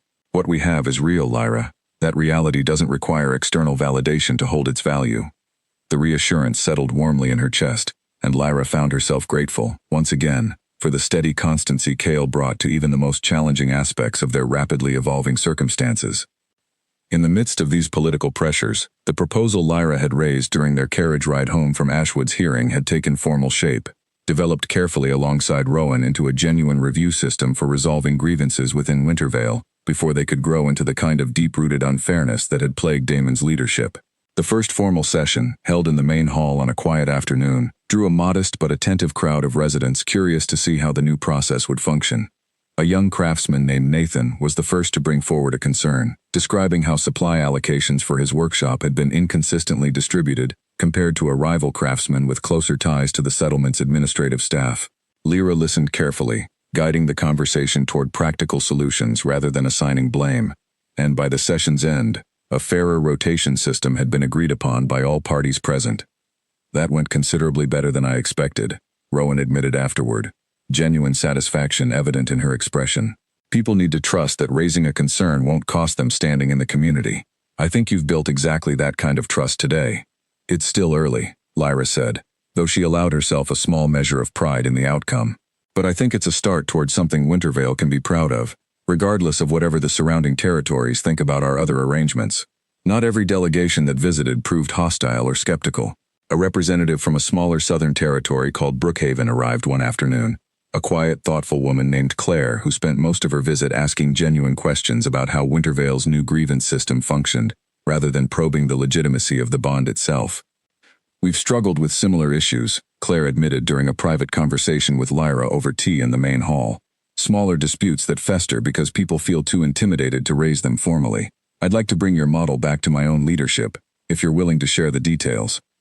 "Of course," Lyra said, genuinely pleased at the prospect of her work extending benefit beyond Wintervale's own borders. "I'm happy to write up everything we've learned so far, including the mistakes we made in the early sessions before we adjusted the process." Claire's visit offered a welcome contrast to the more pointed, politically motivated delegations that had become almost routine in recent weeks. A reminder that not every territory viewed Lyra and Cale's bond through the narrow lens of strategic advantage or perceived threat. Some, like Claire, simply recognized an opportunity to learn something genuinely useful, and Lyra found herself grateful for these quieter, more collaborative exchanges amid the ongoing political pressure surrounding her new position. Cale, who had observed the session quietly from the back of the hall, found her afterward with an expression of undisguised admiration. "You've built something genuinely valuable here," he said. "Something that will outlast whatever political noise currently surrounds our bond." "I hope so," Lyra said. "Whatever complications my bond with you brings politically, at least I know this particular contribution stands entirely on its own merit." Whatever political complications continued arising from various territories' scrutiny, she reminded herself firmly, the foundation of what existed between them remained solid, built on genuine recognition rather than strategic calculation, and that foundation, she believed with growing certainty, would prove strong enough to weather whatever challenges still lay ahead. The formal challenge arrived not from a distant, disapproving territory as Lyra had come to expect, but from Ashwood itself, delivered by a messenger whose grim expression suggested he understood the gravity of what he carried, even before he spoke a single word. Cale accepted the sealed document in the main hall, his expression growing increasingly troubled as he read through its contents while Lyra waited beside him, her earlier calm evaporating with each passing moment of his silence. "Damon is invoking an old pack law," Cale said finally, his voice tight with barely controlled anger. "One that allows a former Alpha's claim to precede a subsequent bond, provided the original rejection can be demonstrated to have occurred under circumstances of undue external pressure or misunderstanding." "That's absurd," Lyra said, disbelief coloring her voice. "There was no misunderstanding. He stood in front of the entire pack and called my wolf too weak for his bloodline. Everyone present heard exactly what he said. He's claiming that Celine's family pressured him into the decision, that he acted rashly under that pressure rather than according to his genuine assessment of your value to the pack," Cale explained, his jaw tight with restrained fury. "It's a transparent attempt to reassert some claim over you, now that your bond with me has become public knowledge, likely motivated by the political weight such a connection would offer him amid his ongoing probationary review." The implications settled over Lyra with sickening clarity. Damon, having watched his own standing diminish through the council's scrutiny, was apparently attempting to leverage her bond with the Wolf King as a means of restoring his own damaged political position, regardless of the genuine harm such a maneuver would inflict on her personally. "What happens now?" she asked, fighting to keep her voice steady despite the anger building within her chest. "The claim must be formally addressed before the Wolf Council," Cale said. "Given the seriousness of invoking this particular law, and given my own position within the broader territorial structure, this cannot simply be dismissed without proper proceeding. We'll need to prepare a formal response." The days that followed brought a level of stress neither Lyra nor Cale had anticipated needing to navigate. Countless hours spent with Rowan and various legal advisors reviewing pack law precedents, preparing testimony, and constructing the strongest possible response to Damon's transparent political maneuvering. Lyra found herself growing increasingly frustrated at the necessity of defending something that felt, to her, entirely self-evident. "He rejected me," she said one evening, pacing the length of the main hall as Rowan reviewed documents at a nearby table. Publicly, cruelly, and without any indication whatsoever that pressure from Celine's family played any role in his decision. How can this claim even be taken seriously? Because pack law, unfortunately, sometimes prioritizes procedural technicalities over obvious truth, Rowan said with evident frustration of her own. Damon's advisors have clearly found language within old statutes that creates just enough ambiguity to force this into formal proceedings, regardless of how transparently self-serving his motivations actually are. Cale, who had remained largely silent throughout the evening's preparation, finally spoke, his voice carrying a steely determination Lyra hadn't heard from him before. "Then we ensure the proceeding leaves absolutely no room for ambiguity," he said. "We present the truth so clearly and so thoroughly that even the most sympathetic interpretation of Damon's claim collapses under the weight of the evidence." The formal hearing convened before the full Wolf Council 2 weeks later, a considerably larger gathering than the previous review of Damon's leadership, given the seriousness of a claim that directly challenged the validity of the Wolf King's own bond.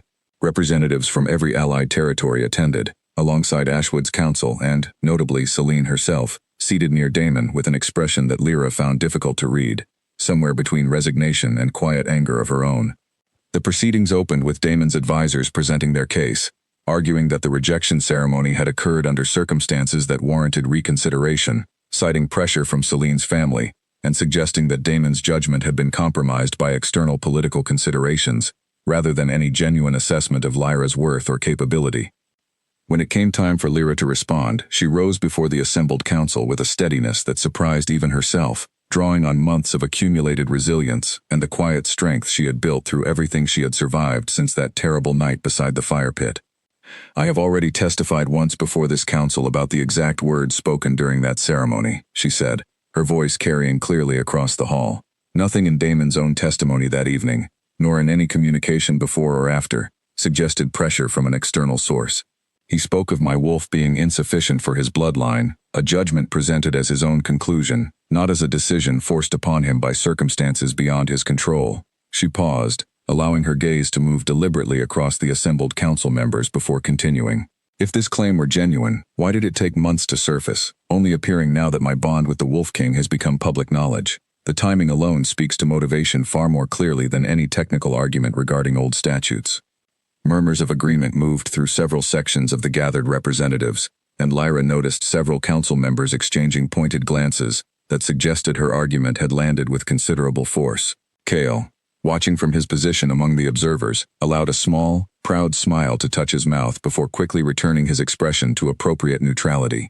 Celine, unexpectedly, rose from her seat at this point, requesting permission to address the council directly, a request that clearly surprised Damon, judging by the sharp look he directed toward her. "I want to clarify something for the record," Celine said, her voice steady, despite the visible discomfort of speaking against the alpha she was bonded to. "My family never pressured Damon regarding the timing or manner of his decision to end his previous arrangement. The ceremony proceeded exactly as he chose to conduct it, without any input from us regarding the specific manner of rejection." The revelation sent a fresh ripple of surprise through the gathered council, and Damon's expression darkened considerably as his own bonded mate effectively dismantled the central premise of his formal claim. Whatever complicated dynamics existed within Damon and Celine's relationship, it was clear that Celine had reached her own limits regarding participation in what was, by now, an obviously self-serving political maneuver. The council deliberated for the remainder of that day, and well into the evening before finally returning with their formal ruling. "The council finds no credible evidence supporting Alpha Damon's claim of external pressure influencing his original decision," the presiding elder announced, her voice carrying clearly across the hushed hall. "The rejection ceremony stands as originally conducted, and any subsequent bond formed by Lyra Voss remains entirely valid and unaffected by this claim. Furthermore, given the transparent political motivation behind this proceeding, occurring during an active probationary review of his own leadership, the council finds Alpha Damon's judgment further called into question, and recommends immediate escalation of his probationary review, given this demonstrated pattern of self-serving decision-making." The ruling landed with the force Lyra had hoped for but hadn't quite allowed herself to fully expect, a comprehensive vindication that not only dismissed Damon's claim entirely, but further damaged his already precarious standing among the Allied territories. As the hall erupted into a mixture of murmured reactions, Kale crossed quickly to her side, his expression radiant with pride and relief in equal measure. "You handled that with more composure and clarity than I could have managed myself," he said, taking her hands in his, despite the formal setting, the gesture drawing curious glances from nearby observers that neither of them particularly minded at this point. "I simply told the truth," Lyra said, echoing the same words she had used during the previous proceeding, though this time carrying a note of genuine triumph rather than simple resignation. "The truth, it turns out, tends to hold up remarkably well under scrutiny, regardless of whatever technical arguments people try to construct around it." Across the hall, Damon sat rigidly in his seat, his expression a mixture of fury and, perhaps, the first genuine recognition that his standing among the Allied territories had been irreparably damaged by his own repeated poor judgment. Celine beside him maintained a careful distance that suggested their own bond had been strained considerably by the day's revelations, though what future that particular relationship held remained entirely uncertain. For Lyra, standing beside Kale as the council formally closed the proceedings, the moment carried a significance far beyond simple vindication. She had arrived in Wintervale months earlier as someone discarded, humiliated, and uncertain of her own worth, and now stood before the entire Wolf Council as an equal partner to the most powerful leader in the region, her bond formally and unambiguously recognized as legitimate and worthy of respect. Whatever remained of her old life in Ashwood, whatever lingering echoes of Damon's cruel judgment still occasionally surfaced in quiet moments of doubt, Lyra understood now, with complete certainty, that the truth of her own strength and worth had finally been recognized by those whose opinions genuinely mattered. That evening, back in Wintervale, a small gathering formed spontaneously in the main hall, as word of the council's ruling spread quickly through the settlement. Residents who had grown fond of Lyra over the past year arrived with simple offerings of food and drink, transforming what might have been a quiet, exhausted evening into an impromptu celebration of the day's vindication. Emma arrived with a warm loaf of bread still fragrant from the bakery's ovens, and Oliver, now considerably more confident than the uncertain boy Lyra had first begun training months earlier, presented her with a small, carved wolf figure he had spent weeks working on in his spare time. "I wanted you to have something," he said shyly, "to remember today by. You taught me that people can start over, even after something terrible happens to them. I figured today proves you were right about that." Lyra accepted the gift with genuine emotion, turning the carefully carved figure over in her hands, touched by the thoughtfulness behind such a simple gesture. "Thank you, Oliver. This means more than you probably realize." As the evening progressed, Garrick raised a quiet toast to her resilience. Rowan shared a warm embrace filled with unspoken pride, and Cale remained close beside her throughout, his hand finding hers whenever the crowd's attention shifted elsewhere, a steady anchor amid the warm chaos of celebration. Lyra found herself overwhelmed, in the best possible way, by the genuine community that had formed around her since that terrible night in Ashwood, a community built on mutual respect and authentic connection, rather than the fragile loyalty of a pack that had ultimately proven willing to discard her over a single, cruel judgment. Later, as the gathering wound down and residents gradually returned to their own homes, Cale walked her back toward her cottage beneath a sky brilliant with stars. "Today wasn't just a legal victory," he said quietly. "It was a formal recognition, before every allied territory, that what we share is real and worth protecting. I hope you feel that, beyond simply the satisfaction of defeating Damon's claim." "I do," Lyra said, leaning into him as they walked, "more than I know how to properly express." That recognition, hard-won through months of quiet resilience and genuine connection, felt more valuable than any ceremony Damon could have offered her in the first place. Spring arrived in Wintervale with a gentleness that felt fitting for the occasion, wildflowers spreading across the valley floor in colors so vivid they seemed almost deliberate, as though the mountains themselves had chosen to celebrate alongside the settlement's residents. Lyra stood at the window of her cottage, watching the early morning light spill across the peaks in the distance, and allowed herself a moment of quiet reflection before the day's significant events began in earnest. A full year had passed since that terrible night beside the fire pit in Ashwood, a year that had transformed her life in ways she could never have anticipated when she fled humiliated into the darkness of the forest. The formal ruling against Damon's claim had settled matters conclusively months earlier, and life in Wintervale had gradually returned to its steady, comfortable rhythm, punctuated by the ongoing preparations for what was about to unfold. Rowan arrived shortly after sunrise, carrying an armful of pale fabric that Lyra recognized immediately as the ceremonial dress they had spent weeks selecting together, a deliberate departure from the elaborate, formal gowns typically favored for such occasions. This dress was simpler, elegant in its restraint, chosen specifically because it bore no resemblance whatsoever to the dress Lyra had worn during that disastrous ceremony in Ashwood. "Nervous?" Rowan asked, helping her into the gown with practiced efficiency, having become something closer to a genuine sister than simply a helpful guide over the course of the past year. "Less than I expected to be," Lyra admitted, studying her reflection in the small mirror propped against the cottage wall. "Though I suppose that's fitting, given how different today feels from everything that came before it." Unlike the massive public gathering that had marked her rejection at Ashwood, today's ceremony would be considerably more intimate, held within the private gardens behind the main hall, attended only by those who had genuinely earned a place in Lyra and Cale's shared life over the past year. Garrick would be present, along with the young wolves she had trained throughout her time in Wintervale. Rowan, obviously, along with several close advisors who had become trusted friends through the various challenges of the preceding months. "He's already waiting," Rowan said gently, once the final adjustments to the dress had been completed, "and I imagine he's more nervous than either of us, if his behavior this morning is any indication." Lyra smiled at the thought, a warmth spreading through her chest at the image of Cale, typically so composed and steady, betraying nervousness ahead of their formal bonding ceremony. She made her way through the settlement toward the private gardens, accompanied by Rowan, noting the small gestures of well-wishing from residents she passed along the way, genuine warmth in every greeting, rather than the pity or judgment she had feared she might always associate with such occasions. The garden, when she arrived, had been transformed with simple, elegant touches, strings of small lanterns woven through the trees despite the early hour. Fresh flowers arranged along the pathway leading toward where Cale waited near an ancient oak tree that Rowan had explained once marked the founding of the settlement itself, generations earlier. Cale turned as she approached, and Lyra watched his expression shift into something soft and unguarded, an openness she had rarely witnessed from him even after a full year of genuine intimacy. He wore simple, dark clothing rather than elaborate ceremonial dress, a deliberate choice that mirrored her own decision to keep today's proceedings understated and genuine rather than grandiose. "You look beautiful," he said softly as she reached him, taking her hands gently in his. "You look nervous," she replied, a teasing smile touching her mouth. "Perhaps slightly," he admitted, a rare flush of color touching his cheeks.